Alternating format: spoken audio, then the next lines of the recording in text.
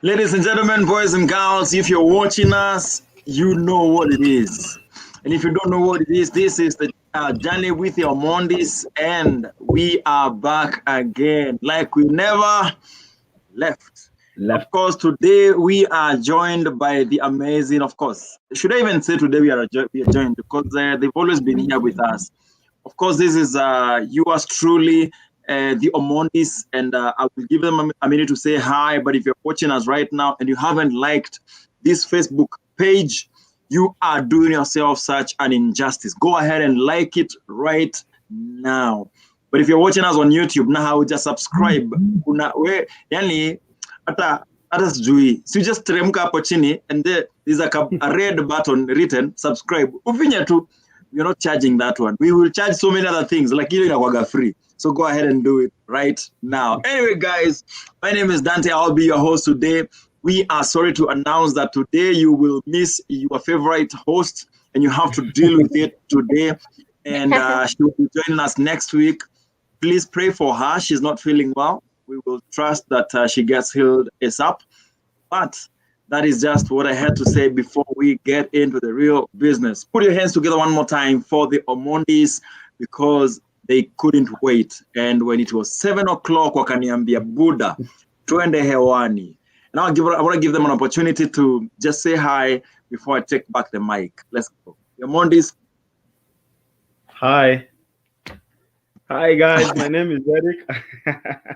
If you're new in the show, those who've been with us, you know who I am, and we are delighted to have all of you. Karibuni sana to the show as we carry on with the journey with the Omondis. And yeah, let's have fun as we get in touch with God's story within us, but then also hopefully we pray that you will also get in touch with God's story within you. Yeah. Awesome. Hi. Awesome. Hi, people. This is the other part of Omondi. Muksomosh. Karibuni sana to the show tonight. Yeah, I'm excited and ready to just have fun in the show. Yeah, karibuni sana. Awesome. I think Susan Jibwaga Wanjani, the introduction has been done officially, and yes, it's time for the show to start.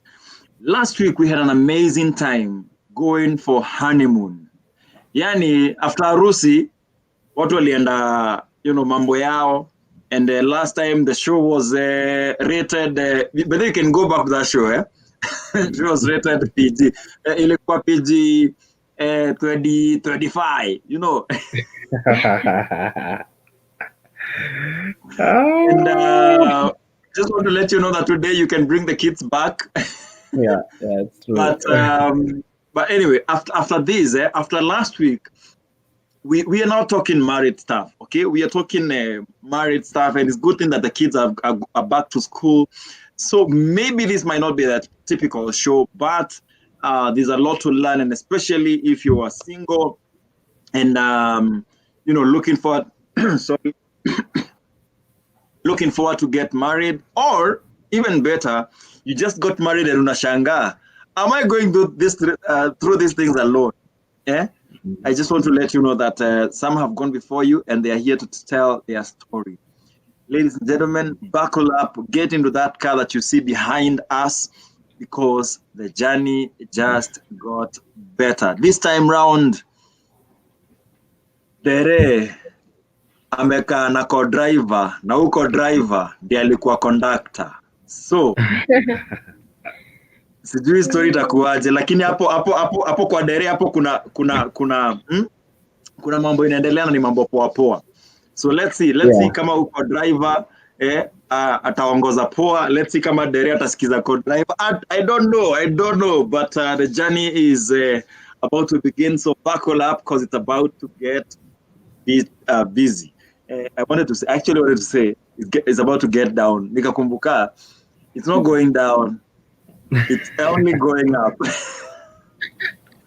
All right, so let me see whether we have a fast call. Oh yeah, we told you when she's not on the show, she's on the comment segment being the first. And she says, hi my good people, niko tu hapa nyuma ya tent na kunywa ndimu na ginger. Wewe endelea kunywa ndimu na ginger. Today I get to run the show. Shauri yako. Una bahati. But naomba ugue pole. We pray that you also get a quick recovery. All right. So guys, yeah, then you can go ahead and comment. Let us know where you are watching us from. Let us know what you think about this whole journey, this whole experience. And if you have questions about After I Do, you can go ahead and talk and ask. Yes. So this series, we're calling it After I Do. Sawa sawa. But towards the end of the show, or somewhere in the middle, we will let you know what really After I Do is and how you can be part of this journey. Sawa. Yeah. It's possible. It's possible. Wale uko shanga, how can I be part of this? You can be part of this journey, and we'll be letting you know how. All right. So, mmena honeymoon imehappen, mmeshikisha huko, kila mtu amejichota kivyake, ligi yake, kila mtu amejaribu kuprove huyo mwingine venye ni deadly. So mmerudi. So it's time to pack your bags and unajua mimi napenda kuanza nyuma kiasi. So it's time to pack your bags and you're going back to reality. Mali muliacha. So what is happening inside your heads and how is that like? So you are going back home. Muna process nini time sasa? Is it hitting you that hai na tuliachanisha tu vitu kama tumeacha kwa hao ama hebu tuambieni. Okay, the last day before we traveled back to Nairobi, there's a car that you are using, and we went to a certain shopping mall. Na tukitoka hapo, we got to an accident. We got into an accident with a tuk-tuk and na niyo siku tuna travel. So it was so gari yenye tulikuwa nayo ikaumia kidogo. Yeah, so tukakuwa na mvutano hapa na hapa. So we ended up being requested to foot the bill ya ku repair the car. But Ngoja, wait. So mko where you went for honeymoon, mulikuwa mmesema by the way? Yes. And cost money cost. Yeah, so mko na mkasema how you went to visit kina Eric's Mondays initwaje, where he grew up really, Fuko, his Fort Jesus. Old town. Old town. And so ni time ya kurudi. So kuna gari mmekuwa mkitumia? Huko Mombasa. Yenye tulikuwa tuna move around naye. Lakini si mlikuwa mnaishi live. So kwa honeymoon mko na hadi gari yenu ya kumove around. Haya, sawa. We will be sending our apologies later.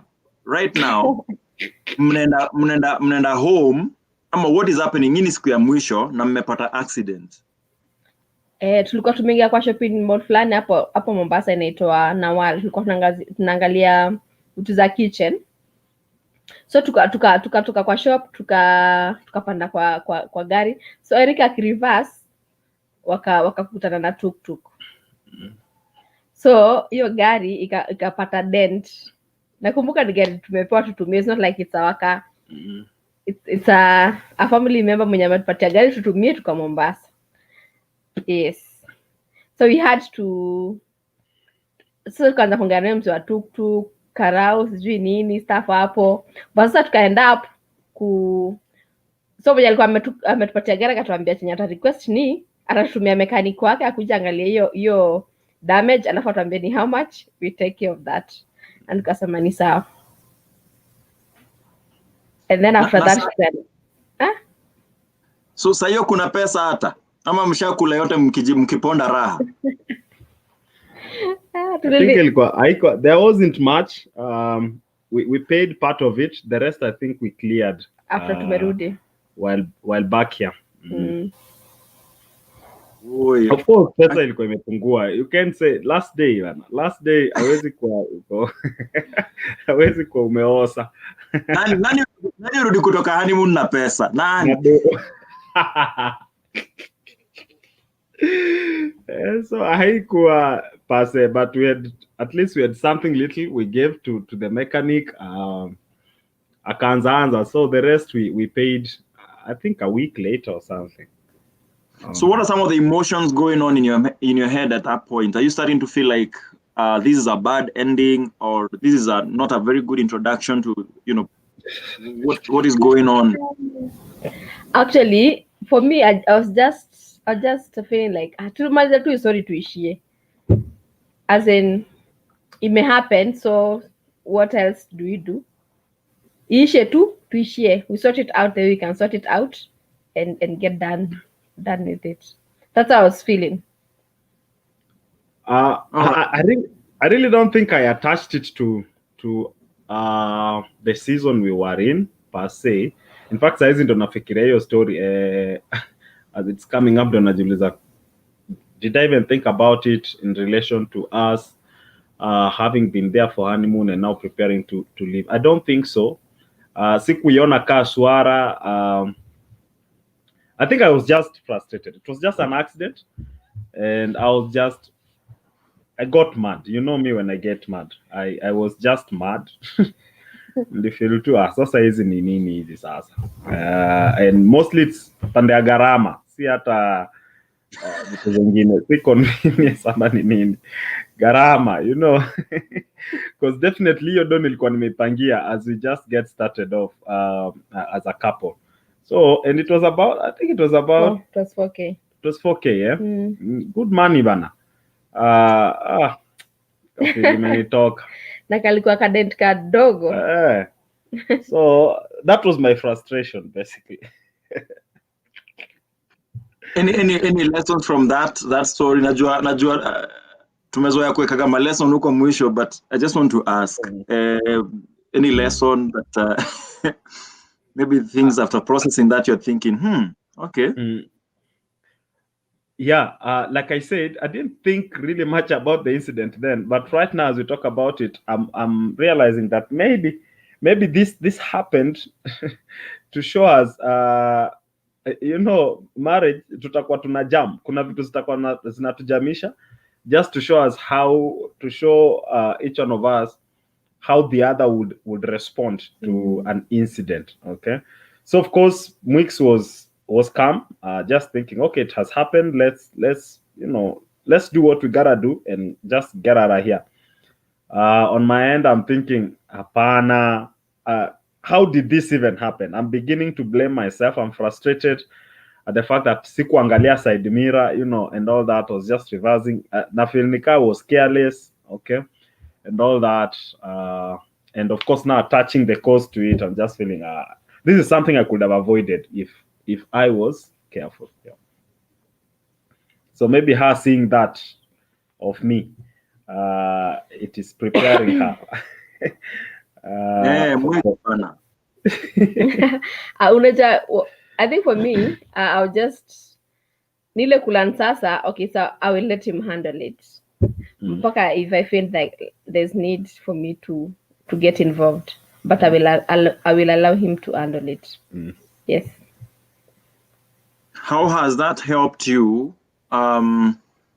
Or how did that help you in the first few months after now you've gotten back to Nairobi? And what are some of the things that you've picked from now her calmness, and also how you have and I'm also tempted to ask whether that was the first like major incident during that period, and seeing how she can become even in a crisis, and how you, on the other hand, is unable to become. Yeah. So how has that helped? Is that like how you guys are? Ama vitu kuna organa reversed roles. Well, that is how we are. That is how different we are. That's one of the things that we have been now affirming as we carry on with this journey of marriage. Just affirming that, and yeah, we are different. there's an incident that came. I don't know whether we were married or it was before. Tulikuwa tumepanda mat hapo railways one evening. And you know how wase wanga wanabeba beba wakiwa down na waendi, wale wanapiga kelele na waendi na mat. They give you a gift. Them and yeah, they give you a good deal, Them they tell you 50 shillings to mlolongo. Unapanda mat, makanga anakuja na kuambia 70. 80 bob. Ama 80. My friend, sema kujam. Nilijam na huyo. I don't know, were we married then? I can't really remember either, but yeah, sure. That's another incident. Now that you asked if there is any other incident like this that happened other than this, so I remember that I was so annoyed at this guy because I felt cheated. I really feel kubebwa ujinga. So I remember tulienda nikamwambia, mimi nyinyi ndio mliniambia gari ni 50 bob and that I am willing to pay, and if it's not 50 bob utanishukisha. Okay, why? Because you need to be true to your word. Okay, jamaa kiitisha ulikuwa tu hapo. You should have told us, guys, ni 70 bob ama ni 80 bob. Why do you let him tell us 50 shillings na we kumbe kwa roho yako unajua utakuja utuitishe 80 bob? So nilijam naye na akanishukisha. Kwa hiyo tuko na ya hapo nini hapo kona pia Uhuru Highway hapo neno.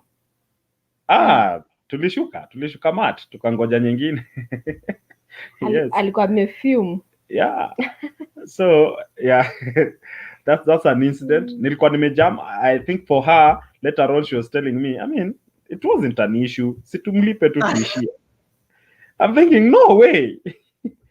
If I don't mind paying the 80 bob if you told me this is how much it's gonna cost, but don't tell me this is how much it's gonna cost and then suddenly unaniambia another figure.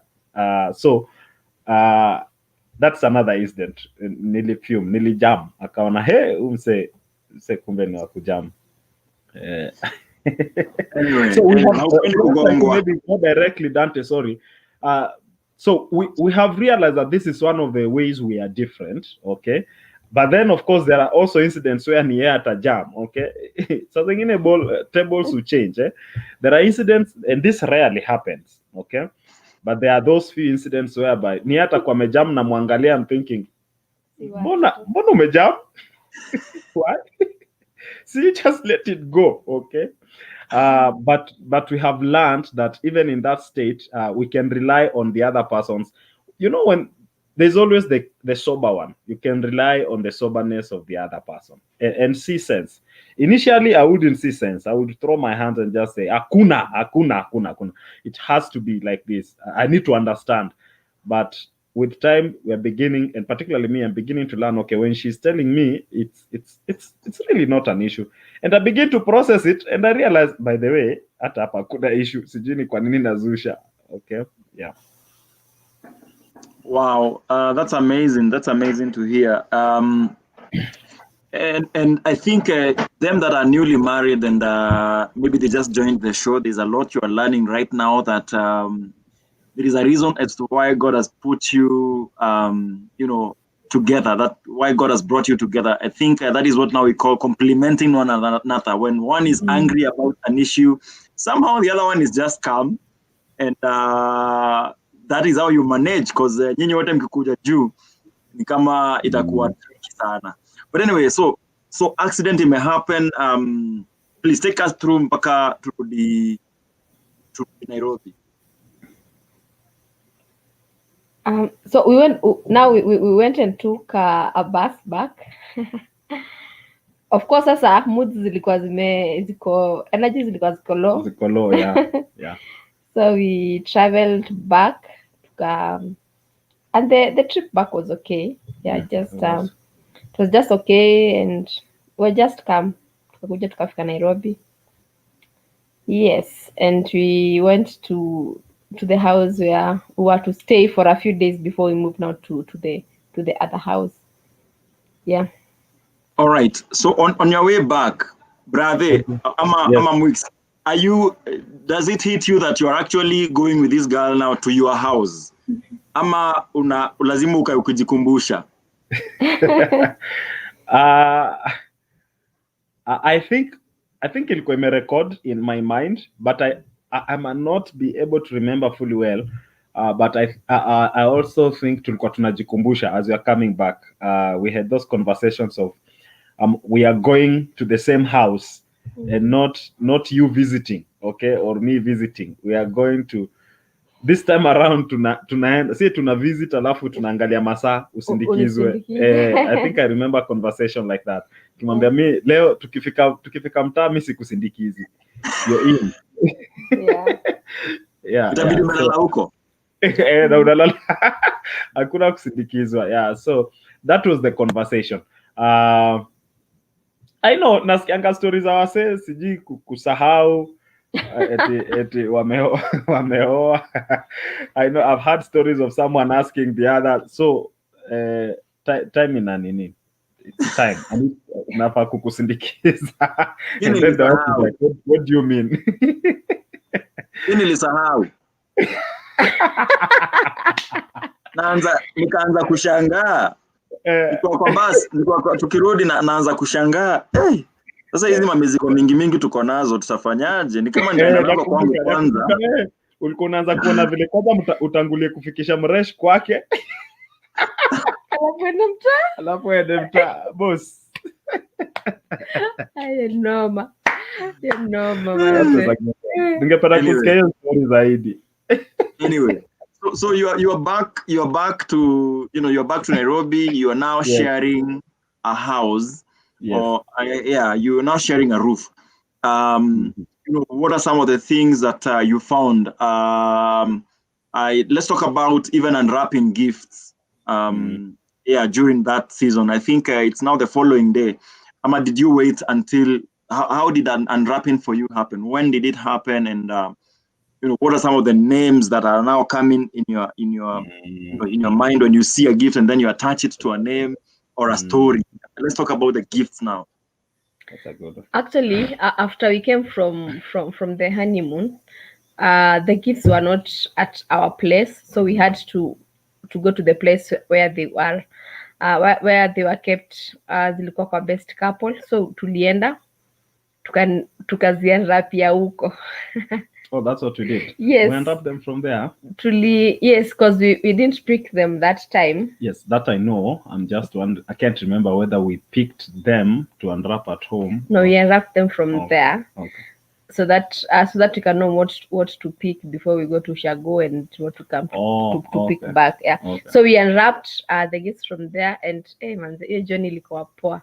Ilikuwa poa kuona tu zile gifts zilikuwa poa, the messages, cards. Yani, we felt like people really love us, and they really thought about us because the messages were awesome. The surprises zenye zilikuwa hapo, it was really an amazing time kufungua hizo gifts. Yeah, I agree. Yes, it was very, very amazing. Just like you're saying, putting a name to a gift. Let me bring one that stood out for us. It's not too far from here. You see this? I don't know if you can read it. As for me and my house, we will serve the Lord. Joshua 24:15. Exactly. Now, this gift was given to us by the Sunday school children. Yeah. And a card that had messages from many children. Many children had signed the card. I wish I got it, but yes, this has been very dear to us. Those children, Kina Jeff, who is now a teenager. I know. Kina Jeff, Kina Angela, Angeline. The messages were amazing. Children. Yes. And just unwrapping this gift and seeing it signed from Sunday school children was just like, Mpaka I was wondering, kumbe watu wa Sunday school wanajua what is a wedding. We wish you happy marriage. Yes. It was really amazing. Very, very touching messages. Yes. Yeah. And then of course, the gifts, my friend. The gifts they did something in our hearts. Like you're saying, you put a name, you see the gift and you put a name, and you could see some of the gifts you could see someone has sacrificed or they've really thought about you. Okay. I remember another gift is there's a mat that a lady who actually she does them herself, and she gave it to us. She did not have the money, and that is the best thing. She knew that she would give it to us, and alikuwa ameandika majina yetu Rico na Mwix. That was such an amazing gift to just unfold and behold. The gifts that came in from women, the wash that took us. Women will just be women. Mama atakuwa tu mama, by the way. We still have candles. We still have candles from their gifts. This candle here, one of them. This was a wedding gift. 4 years down the line. We still have them. And then also our friend from TZ, they had also bought a gift for us. Friends from Tanzania. I don't even know as in who they used to send the gift, but they coordinated with. Yes, they just sent the gift. It was just amazing. We felt loved, so to speak. Beyond, of course, the support we had received from the community, the gifts communicated even deeper. Yes. Now, na comments mob. I want to go. I want to go back and just look at all of them and just big up everybody who is commenting. We just to let you know that we can see you, and we will be highlighting each one of them. Kwanza kabisa, let me go back to Rosie, who says, Leo tupewe sapa. I missed last Monday. We are not planning to recap because isho si ya vitu kama hizo. Rosie, kama tuko na show, wewe sikiza, wewe kuja hiyo wakati. But anyway, Rosie, tunakupenda sana. Rosie, by the way, umepotea for a minute. Karibu sana. That is Pastor Rose Salwa, and we are glad that you are watching. Mark Oliver, it's good to see you. You know, anasema kajuice hivi tukingoja chai. Wadau, by this niwape nafasi mkunywe kajuice pia nyinyi. Wacha niwape nafasi. That must be a Muluya. Ando anasema ngatupatie. Utakunywa, wanaulizwangwa hapa tuko na chai na juice. Utakunywa nini? Unataka gani? Anasema wacha tuanze na juice tukingoja chai. Anyway, let me allow you to also, you know, have your juice tukingoja chai. But Mark Oliver, we see you and thank you very much, Mark. It's good to see you again from last week. It's good to see you again. He's laughing hapo hivyo. Rosie, nilisha sotio story ya recap, ngumu sana.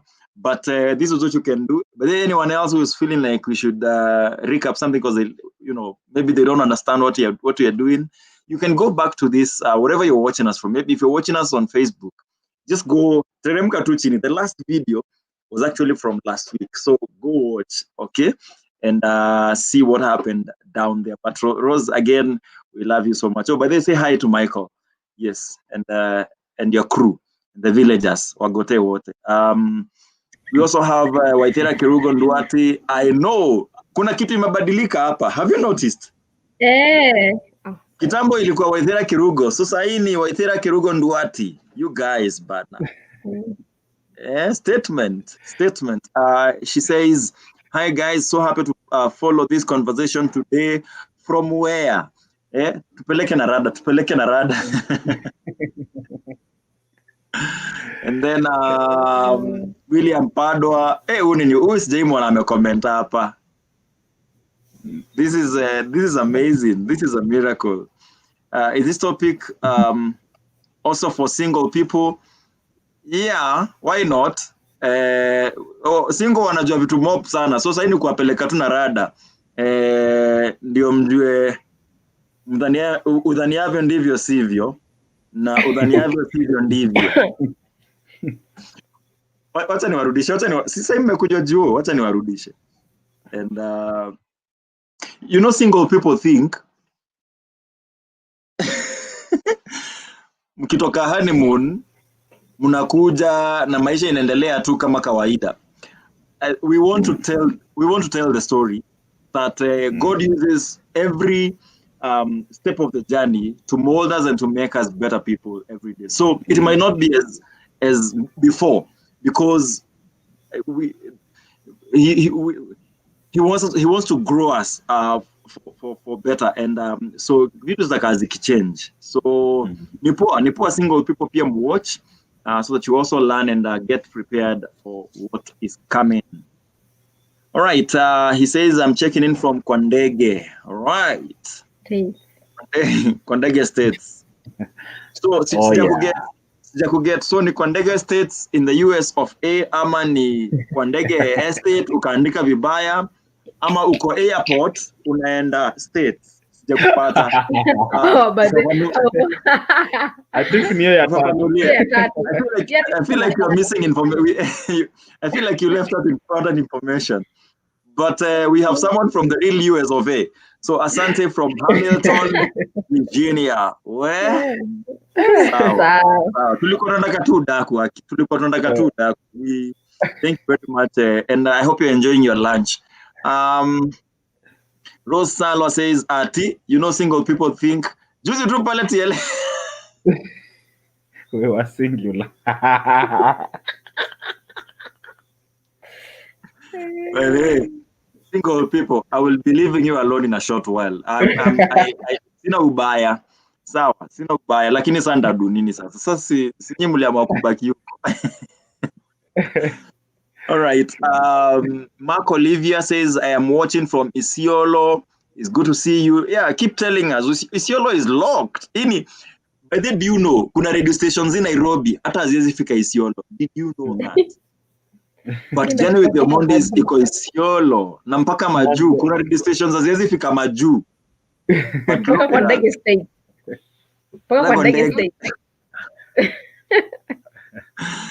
All right. We still have some time to go. I just want to, get us back into the story. Rose umenikumbusha TLS. TLS. Hakuna mtu wa TLS sahi anahangaika. Wote wako na mke mahali ama mtoto mahali. So at least TLS. Ni vizuri kukumbusha brother. Anaweza songa sana. Asa walikuwa tu single juicy. TLS. Anyway, so back to you guys. So you are back in Nairobi, mmefungua gifts. Yeah. What are people saying about you? And even before we go to what people are saying about you, are people talking about the feedback now people are giving about your wedding? Are you realizing, I also so and so kumbe alikuwa harusi. Yes. I don't know what is happening during that time, but I want to ask, when you're opening or unwrapping your gifts, are there things that God is telling you, and what are some of the lessons we can pick from that experience itself? Of course, you've mentioned about what it made you feel, but what do you think God is trying to say, or what story is God writing here, and especially about gifts? Why is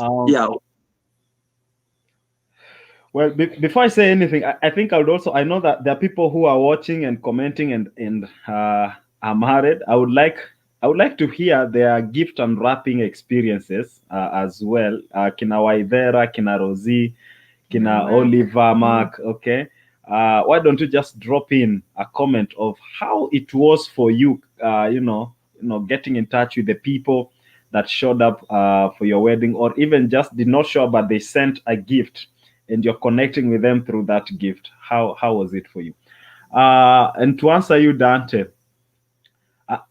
I think, or I feel, the wedding in itself, which created an opportunity for people to love on us through what they were able to give, and just writing a short note on their cards, or even on that, the wrapper, the gift was wrapped on, and all that, wrapped in, and all that, was kind of an opportunity for me to see, how God blesses you through people, how God gives people an opportunity to speak, You see, the Bible says that the tongue has power, okay? And with the same time, we curse and we bless people. And just adding on to the few who could speak at the reception. You know, reception tunapatianga tu watu representatives. Okay, and they have that opportunity to represent the rest, to just, bless you, affirm you in one or another. Say, just say really true blessings to you as a couple as you begin this journey. But now, through the gifts, others get an opportunity to also say what they did not get an opportunity to say at the reception. And for me, it was just a moment of receiving, those words of blessing from the people, the community that God has surrounded us with. Yeah. Yeah, Mix, go ahead. I don't have much to say, but it's just the thoughtfulness that I felt, and I felt like that people really care about us, and just getting surprises that kumbe hata yu alitupatia gift, kumbe angalia hii message akia waliandika kama family, Yes. those things, and then I'm just remembering some of those gifts and just the people who gave and how they represented themselves as families, groups. Kwanza kuna group moja friends wa kina Eric wa high school, Oh, yeah. Kina Fred, kina Nyash. Nyash. And Laura was part of that part team. We didn't go to the same high school, but she was part of that team. Yes, and just think kumbe watu walikuwa wanatufikiria, they even they thought of buying buying a gift. It's not just something just wake up and go and buy.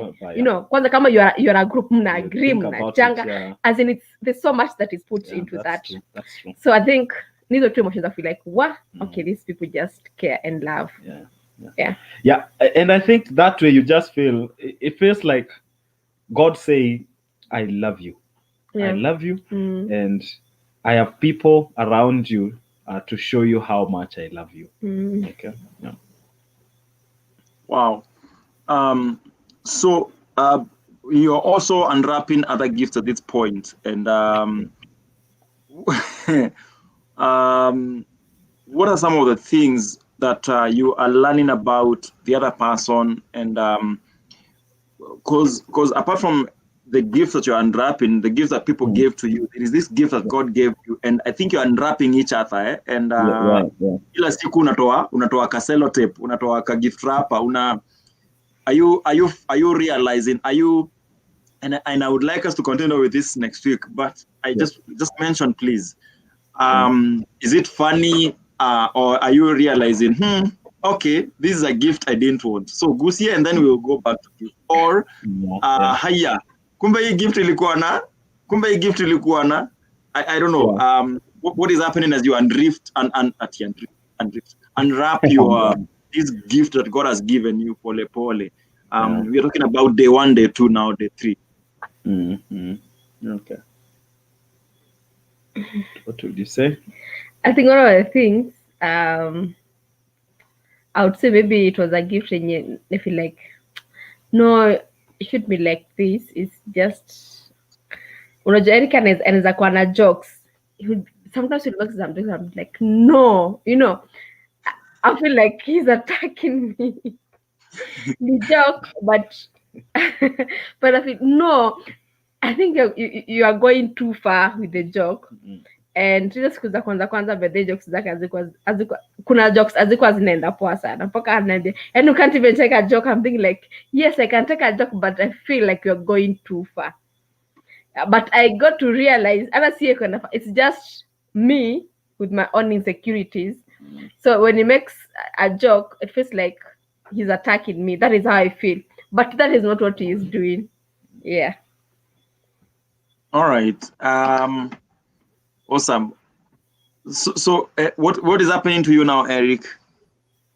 I think even in the unwrapping of gifts, the wedding gifts, there are things that could come up. I never thought about it then, but now that we are having these conversations, I think I'm reminded of how, you unwrap some gifts. There is a gift that she's excited about. Kuna ile yenye unafungua and she's like, oh, and you're thinking, what's exciting you about that? Okay, but then as you,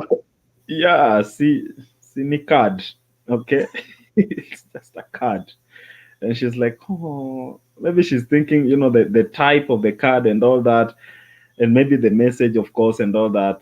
Kuna venye namgusa, but mimi kuna gift nitafungua nione, wow, ina ni noma, and then maybe she just thinks, yeah, it's okay. So even in the unwrapping of gifts, you realize that there are things that your partner is excited about. There are things that he considers or she considers of more value. This is exciting for me. And you on your end, you're thinking, yeah, it's a gift. I am grateful about it, but I nigusi venye na kugusa. Okay.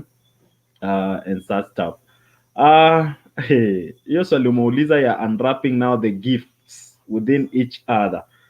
Well, I think that's a conversation we can have for a whole year. For a whole year. It's and ongoing. Yeah. It's ongoing. It's ongoing. And this is a big reason why we are talking about After I Do as a ministry. Okay, it is actually the main reason why we are talking about working with newlyweds, people who've been married for 0 to 3 years.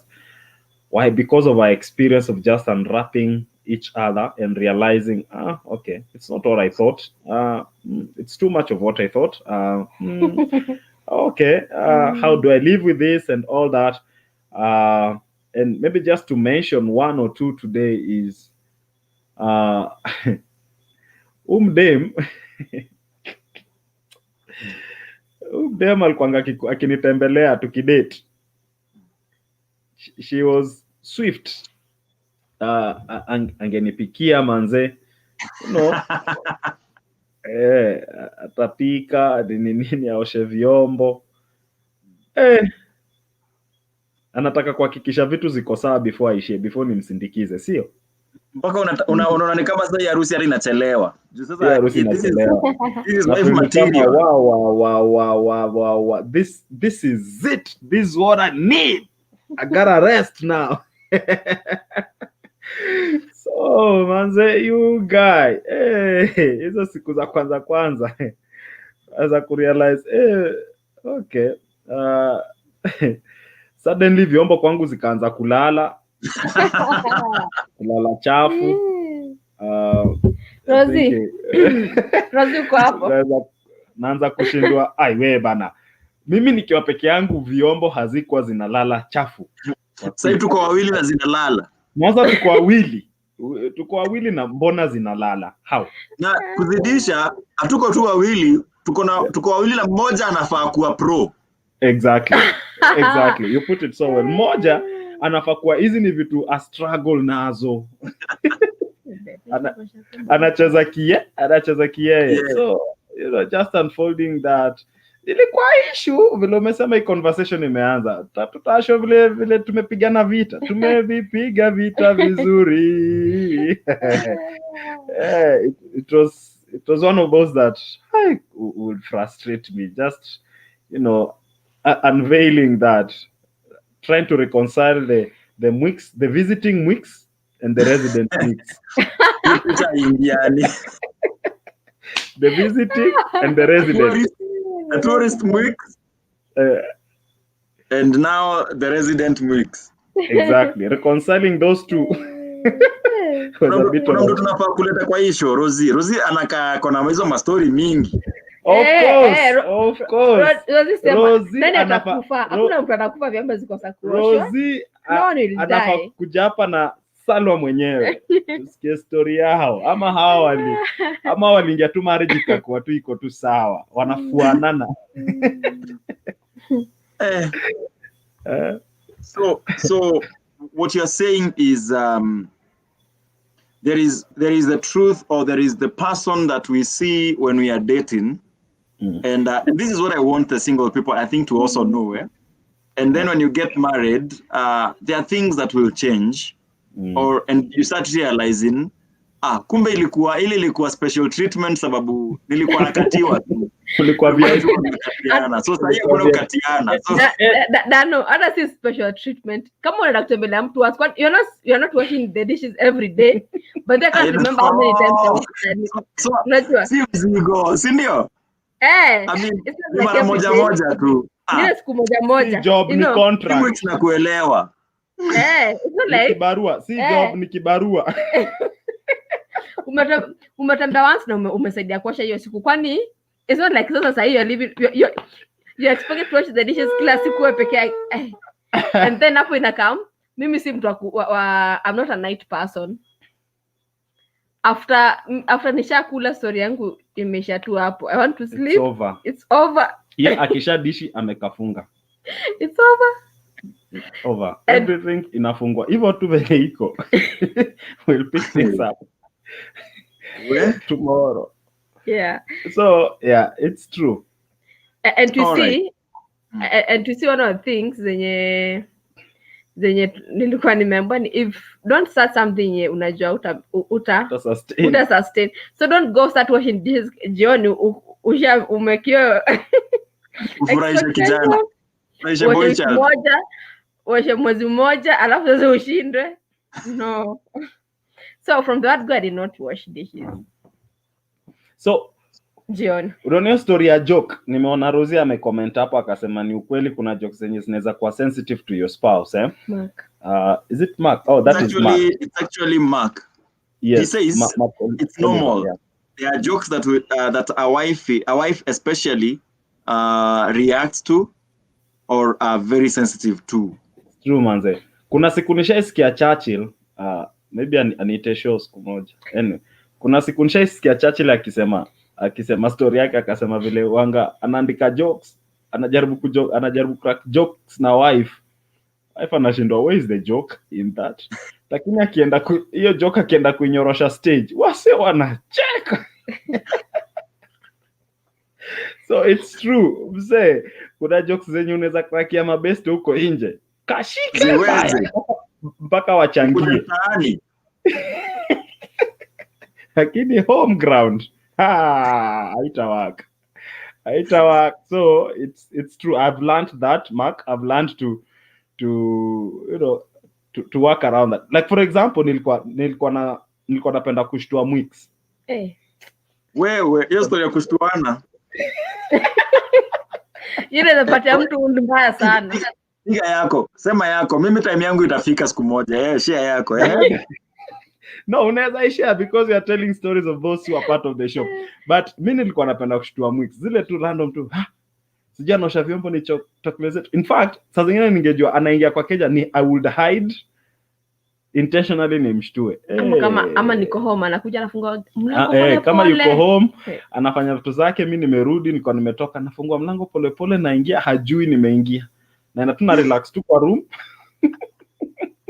Akija kuniona hapo anashtuka. Hiyo kitu haikuwa poa. Niliacha. Itabidi. Mimi nilikuwa nimezoea kushtuaga watu kwa stairs, paipu. Unashuka stairs, wewe unashuka mbele yake. Alafu akikufikia unaingiza mkono pale kwa stairs, unashika mguu. Sasa yako ilikuwa extreme boss. Tulikuwa tumezoea hivyo na akina Gitch. Tulikuwa tumezoea hivyo huko paipu. So kushtuana ilikuwa tu kawaida, hata kushtuana tu. Yani vitu tu. Na nilikuwa ina work poa. Ina work poa sana na client. With all the you are wrong, my client moja hivi kwangu ilikataa. Ili video story niache, nitafuta jokes zingine sasa. Sasa Dano nitafuta mchezo zingine. Mnafaa mtafutane nyinyi mchuane. Tafuteni nyinyi mshtuane, wewe na Eric mshtuane. Sisi hatupendi kushindwa, tunaweza shtuana mpaka mwisho. Mpaka we could do that. We could do that. Yeah. Anyway, we are about to end, and we still have a major announcement we want to make. So please be with us. Stay to the end. We are ending in 10 minutes, but I want to go through the comments and get to hear what your feedback would be. Mark Olive unanifurahisha. Mark Oliver says, I think he just shared his feedback on what you had asked. On the gifts, he says, what does he say? On the gift for us, the first thing we did was to pray for them and nullify any evil agendas or plan by anyone used by the devil, and then went to unwrapping. Wow. Okay. Nini waspiri vizuri? So let me hear from you. What do you think about that? Do you think it is important? Can the devil come in that way? Ama wase wali overreact? Overreact. By the way, even as we did that, we had been advised by a couple. There's a couple that had told us that by the Maganjas, I think, they had told us that that's an aspect that you can be naive about. I mean, not everyone comes to your wedding with a good agenda. Okay. So we were prepared also to do that, and we did so. We prayed before beginning to unwrap the gift. So wako sawa, and in fact, that is something that couples should consider.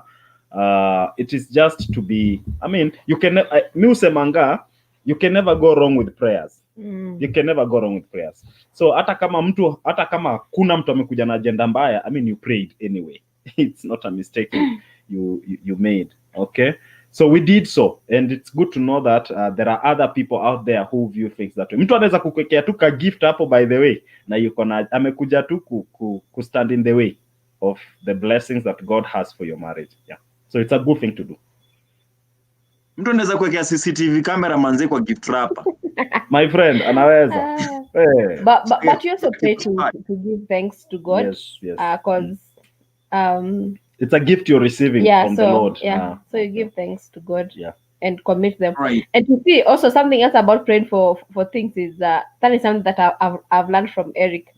Hata kinunua kitu yake mwenyewe, even when he buys something, hata kama ni nguo, hata kama ni viatu, whatever it is, he'll pray for it, and just receive it in thanksgiving, and that it will be a blessing to him and maybe and to us and all that.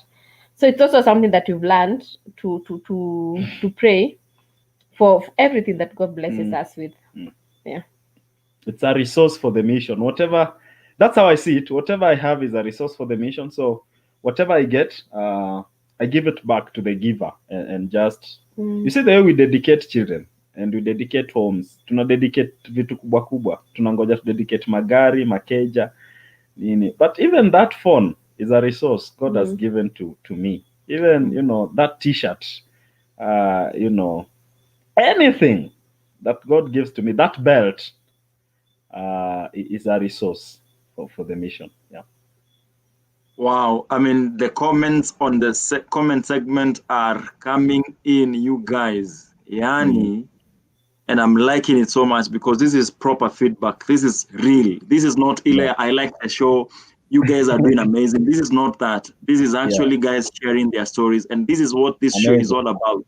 It's all about a couple telling their stories and having the rest of us just sit there and listen and laugh.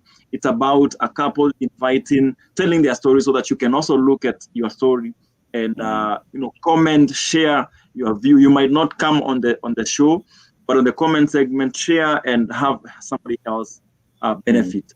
I want to go through them very quickly and hope that we get to share feedback before our time is up. We only have 5 or 6 minutes to go. So somebody else agrees to that. Waitera Kerugo Duarte says, yes, we too prayed for the gift before. Very important. Amazing there. Mark also says, it's not overreacting. I had seen it real time. Couple unwrapped their gift and found a broomstick.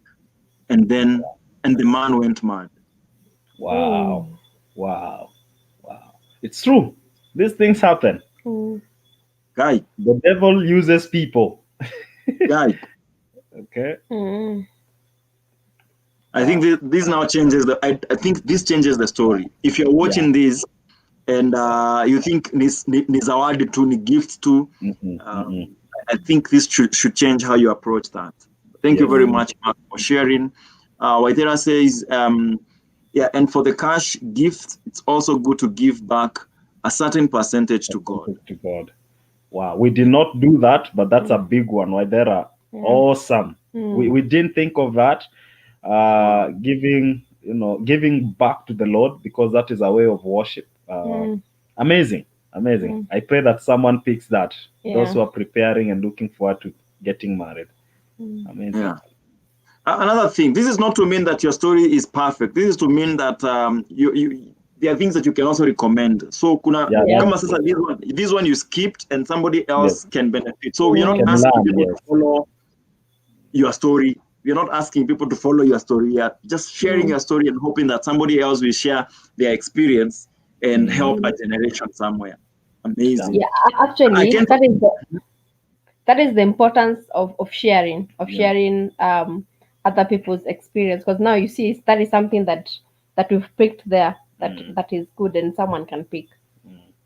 Wow, I can't remember what we did with ours, sikumbuki kabisa, but I don't know. I will talk to my wife. We need to confirm. Hey, There is a comment up there about dating. I don't know whether it's Mark Oliver that posted. You can check that.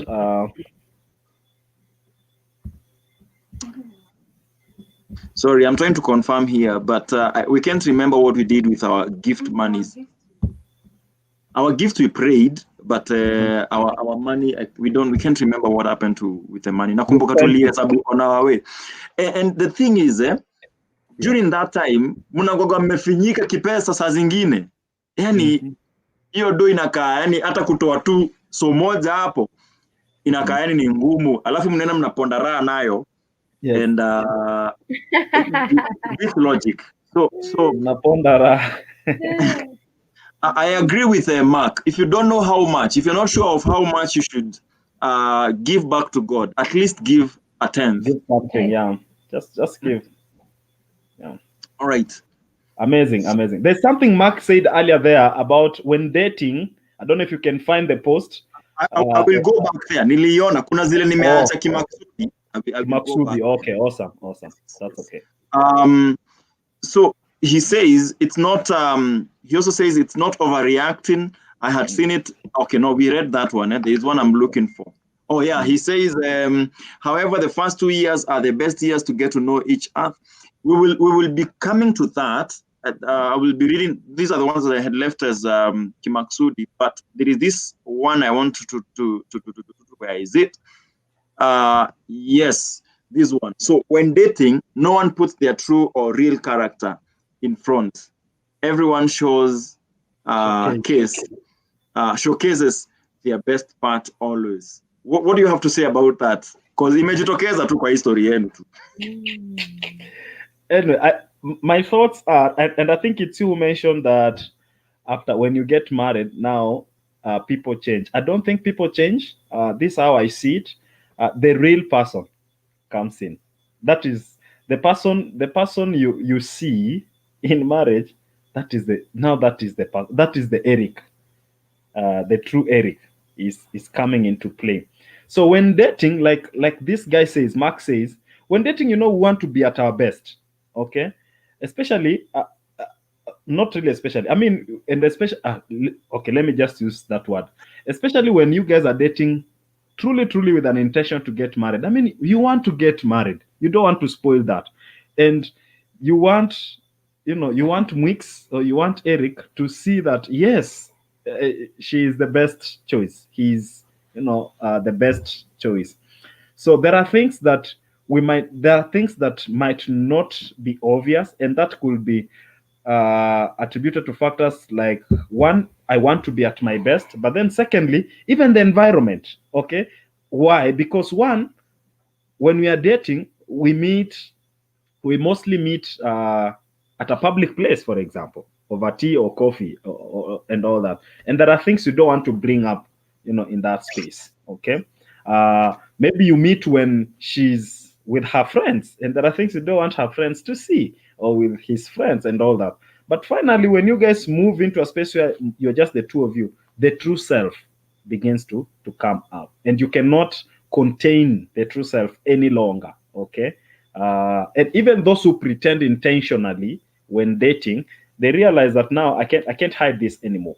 I can't hide this anymore. So he has a point. I agree with Mark here that when dating, it's not always that the true person will be in play. Yeah.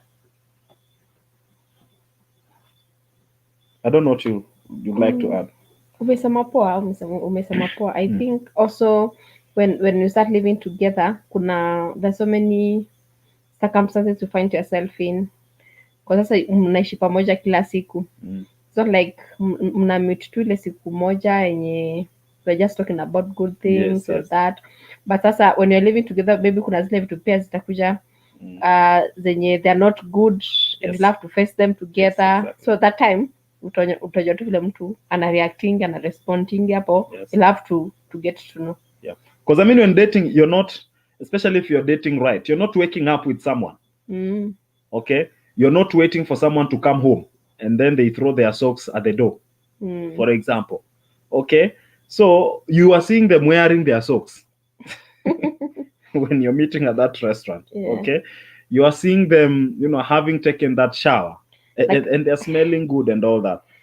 Na kama umeenda kutembelea mtu sasa hizo amesha nyuma. Yes, and you're visiting. Kama unatembelea mtu, they know you're visiting, okay? And and just like we do traditionally, mgeni anakuja. You see, just like your mother our mothers will tell us, tuko na wageni, muoshe nyumba, mpange. Hiyo siku ndo mnatoa vitamba za viti, and all that. The same thing for a dude, or even for the lady. Unajua tu wewe uanga tu unarusha vitu, but ide anakam mtaani. Keja lazima hiyo ioshwe. Lazima hiyo siku hata upikangi mtaani lakini utapika. You get? That is how it works out, and it is very natural. And I don't think it is for us to say that now we get to release what is supposed to come in marriage. I don't think we need to go ahead of ourselves. Just let dating be dating. Don't go ahead of yourself. Just date. But then know that at the back of your mind, just know that when you finally get married, there are things that will come up, and anticipate. Yeah, and if you can be real, just be real. Just be real. Yeah. Yeah, it's important. Wow. And sometimes people think because I have been dating this guy for 5 years, 4 years, or this chick for a long time, and we spend like quality time together. We even work in the same office like you guys used to. Yes. I don't think it's still enough to know that person well until you now get married and the true self comes in. So I felt like I needed to mention that. But Rosie never disappoints. Rose, you never disappoint. Our gift money to enroll free in the microwave, bought food, and life continued. Hapo sasa Rosie. Yeah. Fridge, microwave, mkachapaka shopping ka 3 months. Bas, mnakafunga. Mnatoa hapo kwa fridge, mnaweka hapa juu kwa microwave, na life inaendelea. Unajua Rosel sababu wanachanga pesa ya honeymoon.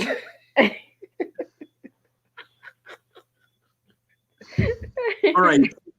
Guys, this is where I want us to end. This comment right here. Our time is up. I see people are leaving, but let's end there. However, the first 2 years are best years to get to know each other and do adjustment. One thing we are taught is to lower our expectations. I would like us to continue from here next week, if you don't mind. Yeah. Expectations and expectations firsthand, and how was it like for you? So I will not let you comment on that yet. Let's take it from there next week. Yeah. Guys, and this is how this show is about. Like Akunaga script. It's real time show. Real time. So nyinyi ndio mnatuambia next week tunaenda wapi. And we have a topic for next week. So see you next week. But before we go, let's talk about something that is happening this season. As an announcement, I think this should be the last announcement. Yes, this will be the last time we'll be announcing this. After I Do, guys, is a ministry that the Mondis, Mikali and I are running under our brand of The Link. We see ourselves as a connection between God and his people. That's what we exist for, to connect people to God and their purpose as they find God. That is why The Link, okay? And under The Link, we have a number of things we do, including After I Do. And After I Do is just a 1-year experience, meeting once a month, so 12 sessions with newlyweds, 0 to 3 years in marriage, okay? And it's just getting to know how we can maneuver through the challenges that come with the first few years of marriage, and win together as a couple, but then also as a community. It's a place that will help you, get in connection with your true self, because mostly it is my true self that fights her true self. And something small, which is just triggered by personality, as we talk about the true self, can actually cost or jeopardize our marriage. That is something we have experienced, and we just want to share our story with these people, the people who fall into this category, even as we hear their stories, okay? As each couple shares their stories, and we can learn together, maneuver through this difficult season. Other people call it a drama stage, difficult season together, okay? It is two people who deeply love each other colliding, meeting, you end up, sometimes it's even literally, you collide into a room, okay? But you deeply love each other. You collide through personalities, the differences, our true selves, and all that. Expectations that do not rhyme and all that. So it's just a journey we want to take with you. You might be beyond that. I know, Rosie, you guys have been married for many years. Mark, you've been married for about 6 or 7 years. Waithera, you fall into this category with together with Nduati, and this happens online, except for a few sessions that we'll be meeting in person. So it is for everyone across the world. You can be a part of this. We already launched this with a few couples, and the first session is in February. The first session in February, you still have a chance to be a part of this community, this cohort. All you need to do, as you can see on your screen down there, connect with us. Send us an email of interest, okay, to thelink.em@gmail.com. Send us a message there, and we'll help you on what next. We'll show you how you can be a part of this. Let us win together in marriage, because marriages are under threat. The devil fights the church through marriages, and he can't win if we choose to win together. Yeah. All right. Amazing. Yes. Wow, I think we will end there. But before we end, I have promised in after every show, because we are now talking about married people, we will be I will be sharing a marriage joke until my last day here. Yes. You guys chose your king, your queen, so clearly. See me, I retire.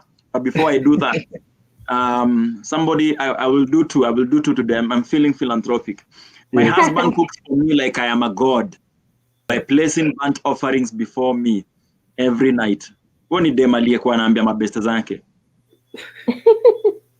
husband cooks for me like I'm a god by placing burnt offerings before me every night. I know. Itaingia tu pole pole. It's okay. It's okay.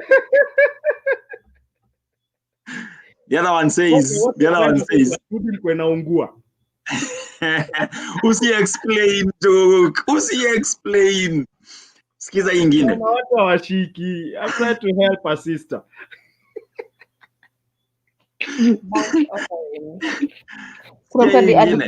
Offerings za omena. Hiyo mtatuambia next week. Ulikuwa una expect Juni Mjaka. Utaiva history, utatuambia. Kama bantu offering omena na chumvi kwa imepita. Kwanza Kwanza ingine ilikuwa ni band offering ya Ruko Cube imezidi.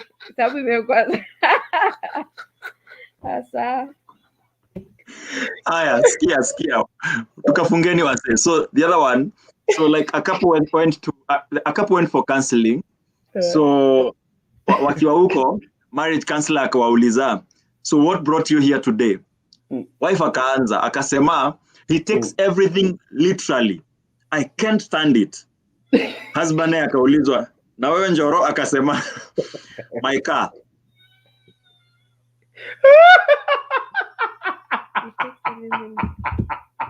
Asa, maliza. What brought you here? That's true. Or my feet. No, I came with by a boda board. With that board. Amazing. We love you guys. Thank you so much. I And for sharing your comments. That is the part that excites me the most, by the way, hearing your stories, so that we all get to tell God's stories. Thank you so much for your vulnerability. Waidera, Mark, and Rosie, and Padua, thank you for being part of this. We pray that it helps you as you look forward to becoming a husband someday. And the rest of us. Laura, it was nice seeing you, our host. We missed you today. Kwaherini. Kwaheri guys.